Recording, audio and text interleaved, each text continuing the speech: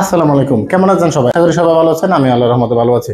আজকে আবার নতুন একটা ভিডিও নিয়ে আপনাদের সামনে হাজির হয়েছি। আজকে প্র্যাকটিস নেশন করাবো। হ্যাঁ, গ্রামারগুলো ইনশাআল্লাহ ধারাবাহিকভাবে প্র্যাকটিস চলবো। আমরা জানি যে প্র্যাকটিসের কোনো বিকল্পই নাই। আপনি যত বেশি প্র্যাকটিস করবেন তত বেশি আপনি একটা জিনিসে দখল আনতে পারবেন।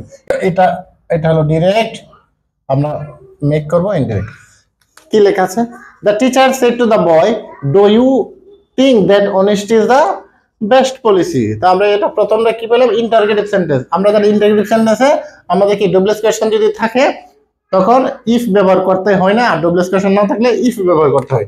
তো আমরা লিখতে পারি দ্য টিচার, এখানে সেড টু জায়গায় আমরা লিখবো আস্কড, কারণ ইন্টারগেটিভ করতে হলে সেড টু জায়গায় আস্কড বা সেড টু জায়গায় আস্কড লিখতে হয়। আস্কড দ্য বয়, আমরা ইনভার্টেড কমা উঠে গিয়ে দ্যাট লিখবো না, এখানে ইফ লিখতে হবে। ইফ পরে এখানে সাবজেক্টকে আমরা চিনতে হবে। সাবজেক্ট কি? এখানে সেকেন্ড পারসন হলে সেকেন্ড সাবজেক্টকে ধরবে, এটাকে ধরবে। তার মানে ইফ হি, আচ্ছা ইফ হি নাকি ইফ হি সিঙ্গেল পারসন কি thought, if he thought that honesty is the best policy,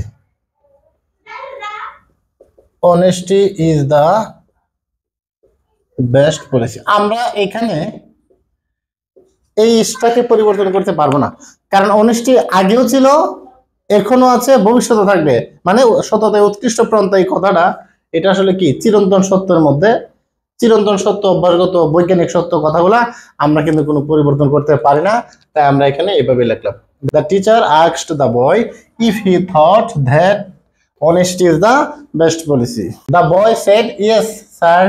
তার মানে দা বয় সেড, আমরা জানি স্যার থাকলে ইনডাইরেক্ট করার সময় আমরা লিখতে পারি উইথ রেসপেক্ট অথবা রেসপেক্টফুলি, আর ইয়েস থাকলে আমরা লিখতে পারি রিপ্লাই ইন দ্য অ্যাফার্মেটিভ, আর যদি নো থাকে আমরা কি লিখবো? Reply in the negative. তো আমরা এই কথাটাকে এভাবে লিখতে পারি, দ্য বয়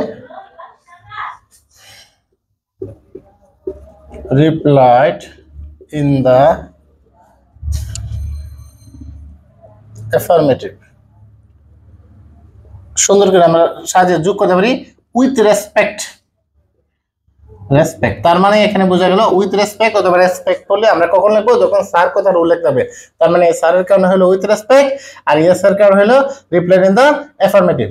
আচ্ছা, the boy reply in the affirmative with respect and said that, আমরা যদি লাগিয়ে দিই এন্ড সেড দ্যাট হি, কি বলতে দ্য বয়, হ্যাঁ কি বলতে বয় কি থট, থিঙ্কের পাস্ট টেন্স কি he thought, thou, he thought so.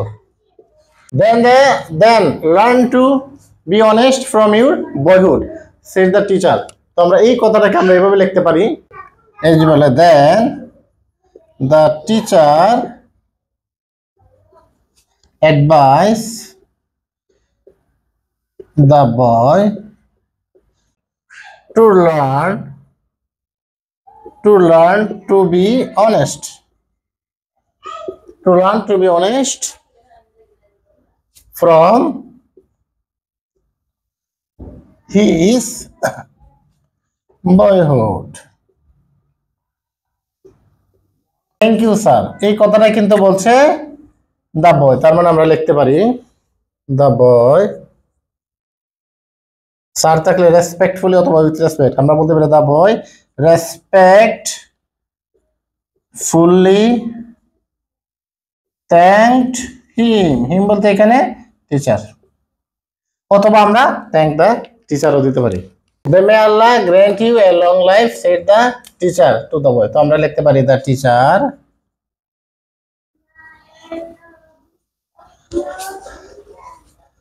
teacher wish, এটা অপটেটিভ সেন্টেন্স, এখানে যদি মে আল্লাহ থাকে আমরা দিতে পারি, মে আল্লাহ থাকলে আমরা এখানে দিতে পারি দ্য টিচার উইশড দ্যাট আল্লাহ, মেয়ের পাস্ট টেন্স যদি আমরা লাগে মাইট, অ্যাসার্টিভ রূপে রূপান্তরিত হবে মাইট গ্র্যান্ট, আল্লাহ মাইট গ্র্যান্ট হিম বলতে the boy A long life, এই তো শেষ। এখানে একটা কথা মনে রাখতে হবে, ইউ লিখছি the teacher wished that Allah might grant him a long life. একটা গুরুত্বপূর্ণ কথা হলো ন্যারেশনের ক্ষেত্রে যখন আমরা ইনডিরেক্ট করে ফেলবো তখন পুরো ন্যারেশনটা অ্যাসার্টিভ রূপে রূপান্তরিত হয়ে যাবে। তাই আমরা কিন্তু এই নিয়মটা ফলো করলাম। দ্য টিচার উইশড দ্যাট, পরে ঠিক এই যে মানে সাবজেক্ট আগে আসছে এই যে আল্লাহ, এখানে কি লিখছে মে আল্লাহ, কিন্তু এখানে দিচ্ছে কি আল্লাহ মাইট, মেয়ের পাশে might grant him a long life.